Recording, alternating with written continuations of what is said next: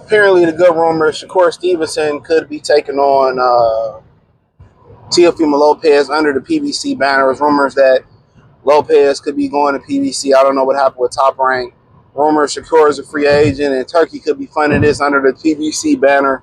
Obviously, I don't care enough. I don't know if PBC working with Netflix because they did something with Tank and Jake Paul apparently could be going to Netflix. I heard Eddie Hearn say that. Honestly, I don't care. I don't care. This fight is a good fight for the sport of boxing. I don't fuck with neither one of them. You know, this month, Shakur is going to win this fight. I'll tell you that right now. Not worried about the way T.O. have problems with cutting the ring off and guys that move laterally. So his best bet is to stop him. Same thing you've seen with Bud. Same thing you've seen with Bud. When Canelo is, you're going to see in this fight. T.O. don't have no feet. You know, the number one thing why Canelo kind of lost to Crawford, he struggled with those guys. Don't use a jab. Don't have no feet. You can't be flat-footed and not have a jab and expect to be some of these fleet of foot fighters. It just don't work. You know, you can't be flat-footed and not have a jab. You gotta jab. That's a fact. If you're gonna be flat-footed, you gotta have a jab. It's imperative that you have a jab. You know, so same thing with T.O. Don't pump a jab. Output questionable. Conditioning questionable. It's a fact. Don't have no feet. Don't know how to cut the ring off. It says somebody said something interesting. I forgot what I heard this said. Somebody was like, "Well, Canelo need to get with a black trainer." It's too late. That should have been made 10 years ago. You know what I'm saying? You need to be in the ring with black. But then again, if you're not gonna jab, it ain't gonna matter. Having no feet and having no jab don't go together. If you ain't got no feet, you better have a jab. You know what I'm saying? Foreman, you know, Joe Frazier had good footwork. You know, Foreman, you know, what Ali said, he walk around like him. I mean, the reason I use Ali as a litmus test there is because that wasn't even prime Ali. He did the rope-a-dope, so he wasn't really moving like that. But Frazier, Frazier has some nice movement, you know. If George Foreman didn't use a jab, he probably would have lost that fight. Even just thinking about George Foreman jab, you know, you had to respect it thinking about it. Lennox Lewis wouldn't be a great fighter without his jab. So when you start talking about especially dealing with athletic fighters, the jab is the key. The jab is the key, and Lopez don't have a jab.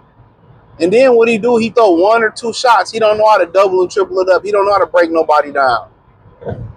He don't know how to break a guy down with 2-3 shots and, you know, spin and turn them and use an angle. He's not going to find that guy, bro. He's not going to find conditioning not good enough, footwork not good enough, jab not good enough. He looks athletic to y'all dumbasses. But when, you know, you put him in there with another athlete, he's going to get creamed. The only thing he fortunate enough is that Shakur don't have knockout power. He don't have real reach. If Shakur had if Shakur had more range, like 72-inch arm, then nigga, it'd be lights out. If he can punch it, it'd be lights out. That's just the fact of the matter. It's a bad matchup. But he figured, hey, he don't really punch hard. He ain't really big. If I can clip him with one good shot, I can get him. Then that's going to start off with you using the jab. Breaking him down to the body, jabbing him in the chest. When you hit a motherfucker in his chest or his heart, you move the body. Niggas don't even jab or punch to the heart no more. You move the body. So you were putting them in position where you want to go. It's just a bad matchup. The boy don't got no gas in his tank, man. Bad matchup.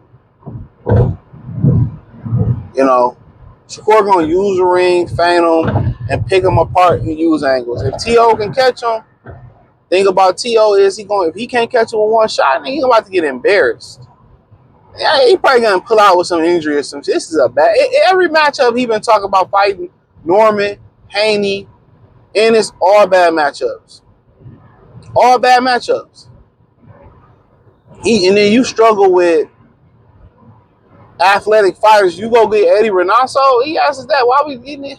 We don't need that. Of course, you need somebody like John David Jackson, Buddy McGirt. But he don't got no gas tank. I'm telling y'all, that dude fade, bro. And then his father ain't figured out, hey, we ain't got that one punch at 140. Let's double and triple it up. Verse that Mexican he fought. I like the Mexican. What's his name? I forget his name. I like him. The one that beat Jack Catterall. Yeah, you can get away with doing that. You ain't gonna get away doing that with no athletic fighter, bro. I'm telling you that right now. They better learn one-on-one jabbing. They better get better conditioning, double and triple up their shots. Learn how to throw throwaway shots. Learn how to punch a nigga to the chest and put him where you want to put him at. That's all you do. Or you throw throwaway shots just to put him where you want to put him at. Oh, you ain't got to always throw feints to get a motherfucker to commit. Sometimes you throw a shot that you just want to, it's kind of like if you shoot at somebody, you want to shoot at their toes to make a move. Same thing. Sometimes you throw the jab and you know he's going to slip this way. You throw the jab, he slip one way. Next time you feint it or you throw the jab, he slip that way. You throw that right hand right where his head, where he's sliding to.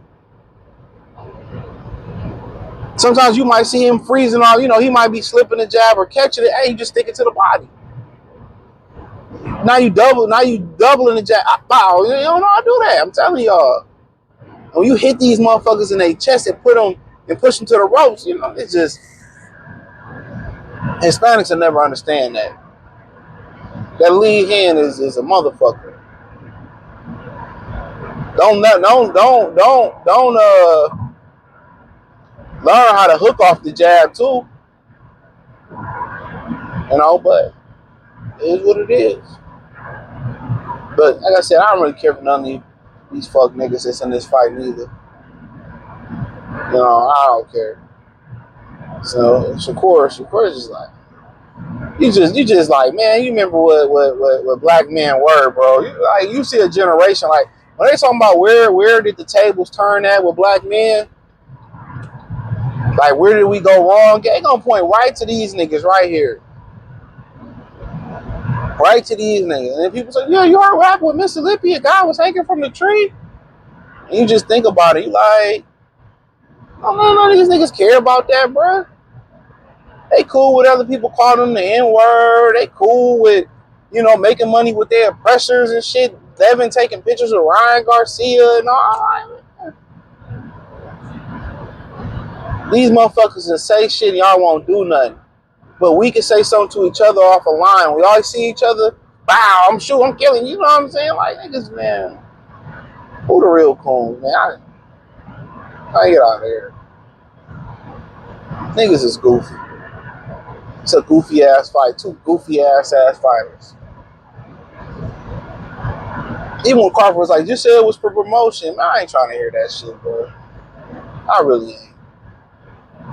But we so quick to put our hands on each other. You know what I'm saying? Nobody spoke out against Eddie or Munguia or Martin. Ain't none of these niggas spoke out on that, bro. None of them. None of them. So I be sitting there, dog. I sit there and I just be thinking, like, man, when they point back, how did we get to a place when they telling y'all Tupac was white and Malcolm X was a white man? How they did that movie, Guys of Egypt, and all the people was in there white? They gonna be like, how did we get to this point? I'm gonna point right to this whole ass generation. I'm gonna point right to these sucker ass niggas, man. It's my last breath. I'm gonna say, these bitch ass niggas in 2020s. Yeah, them like clown ass niggas. They don't stand for nothing, bro. Black men don't stand for nothing no more, bro. And that is sad. Don't stand for nothing. This nigga holding a Puerto Rican flag up. Oh yeah, I'm with Munguia. Don't question Munguia. But you might be looking at these niggas. Y'all niggas is sad, bro. Sad. Real sad. I say what these niggas say behind the scenes on wax. That's the difference between me and y'all. I say what these niggas say behind the scenes. These niggas don't be saying this. They be talking this shit like this, like we in the conversations that I be hearing about and I be having. Niggas be talking that shit behind the scenes. They say the same shit that I'm scared to say. They be, yeah, you talk a lot of. I mean it too. I mean it. Every word, I mean it.